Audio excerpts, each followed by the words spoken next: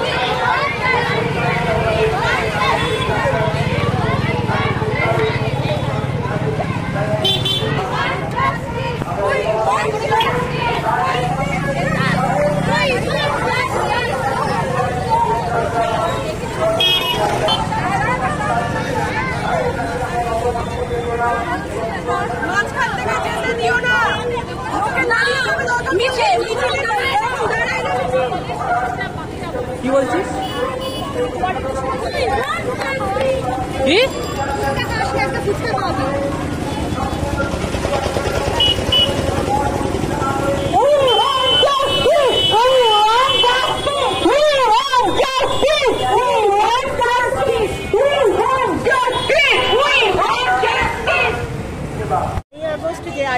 নৃশংস ধর্ষণ এবং হত্যাকাণ্ড হয়ে গেছে, তার বিচারের যে ডিলে চলছে, একটা দীর্ঘসূত্রিতা শুরু হয়ে গেছে বিচারের জন্য সমস্তভাবে।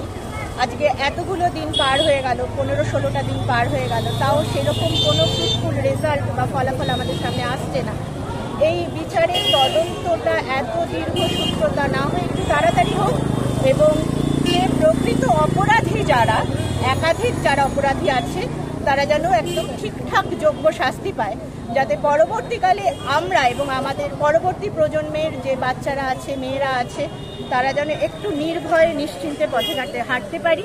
সেই কারণে বিভিন্ন জায়গায় পশ্চিমবঙ্গ, ভারতবর্ষ সহ পৃথিবীর বিভিন্ন প্রান্তে বিচারের দাবিতে সমস্ত মানুষ, শুভবুদ্ধি সম্পন্ন, সুস্থ, সচেতন বুদ্ধি সম্পন্ন মানুষেরা যেমন একত্রিত হয়েছেন, সেই রকমইভাবে সচেতনতার কারণে আমরা চাকদাহ বসন্ত কুমারী বালিকা বিদ্যাপীঠের যারা প্রাক্তনী ছাত্রীরা রয়েছে, তারাও আজকে সেই বিচারের দাবিতে এবং প্রকৃত অপরাধীরা যাতে শাস্তি পায়, সেই কারণে আমরা একটা পদযাত্রার আয়োজন করেছি।